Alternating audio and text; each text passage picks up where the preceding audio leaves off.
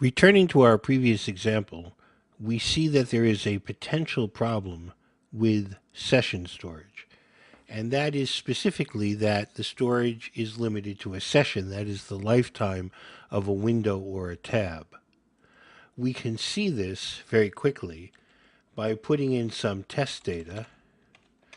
So we'll put in test 1, and then we'll put in test 2, and with the value of 2, save that, review the data, sure enough it's there, then close the browser. When we reopen the browser, which we can do by running this in Opera again, and hit review, there is no data. The data was lost when the session was lost, when the window was closed. We can solve this with local storage. All we need to do is return to script.js, and every place that it says session storage, we're going to replace that with local storage. Let's use the search and replace to replace every incident of session storage with local storage. And save that. Let's test this by bringing up the browser, updating the browser, and then putting in some test data. Once again, test 1 will have the value of 1, test 2 will have the value of 2, and finally test 3 will have the value of 3. Of course, when we retrieve the data, we see 1, 2, and 3. Let's close the browser, reopen the browser. We're in the same program now, and hit review, and sure enough, that data has been preserved. Even though the session was terminated and the browser was closed, that data was preserved locally and can be retrieved immediately from local storage. There is a potential problem with local storage in that changes made anywhere in the application will affect all other windows that are looking at that application. To fix this, we're going to make 2 changes. First, we're going to add a button, Clear. Second, we're going to handle a new event called Storage. Let's turn to script.js. First of all, for our Clear button, we have implemented the function clearAll that clears out all of local storage. And that uses the method clear, which you'll remember worked as well in session storage. Our handler for the storage event will be to piggyback on the review all method. So every time a change is made, an item is added or removed, the storage event will be raised and we will review the contents of local storage. To test that, we're going to run 2 iterations of Opera. Notice that they are both cleared. There's nothing in either one. Let's add test 1, click Save, look at the second one, and notice that it has responded to that event and shown test 1. Go back to the first and add test 2. It has a value of 2. Click Save, go to the second one, and it is as if we hit review and we see 1 and 2. In fact, if we do hit review, we see 1 and 2, and if we go back to the first one and hit review, we see 1 and 2. So that event is firing and updating the second iteration of Opera, and they are both drawing on the same local storage.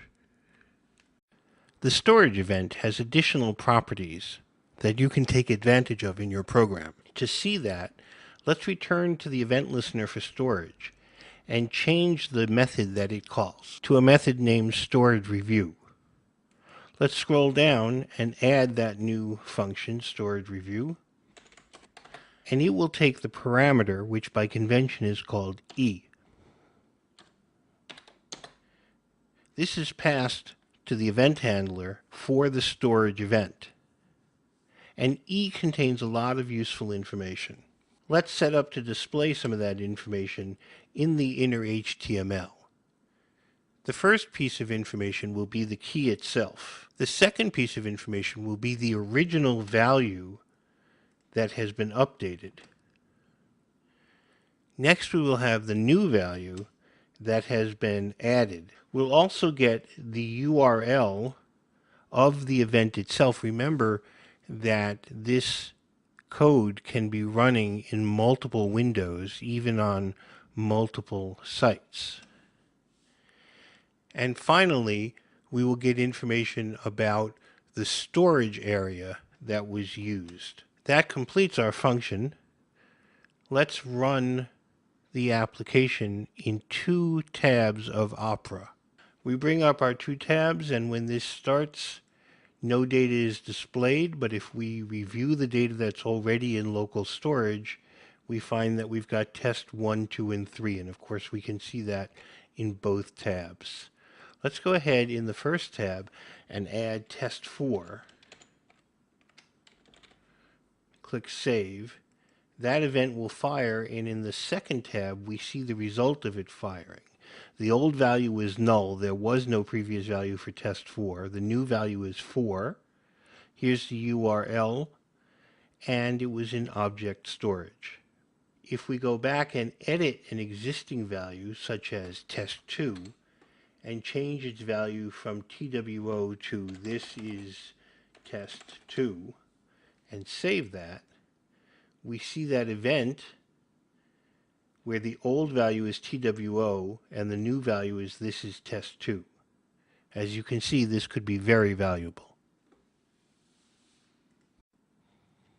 In this module, you saw how storage is implemented in HTML5 to strike a new balance between server-side and client-side processing.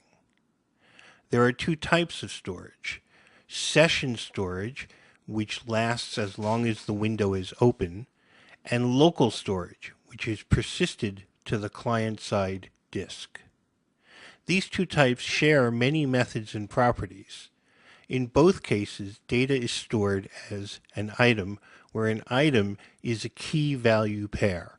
In both cases, you can call setItem, passing in the key and value, or retrieve the value by calling getItem and passing in the key. These collections have a length property that tell you how many items are in the collection, and they can be indexed by a numeric index. You can remove an item from the collection by calling removeItem and passing in the key, or you can remove all of the items by calling clear.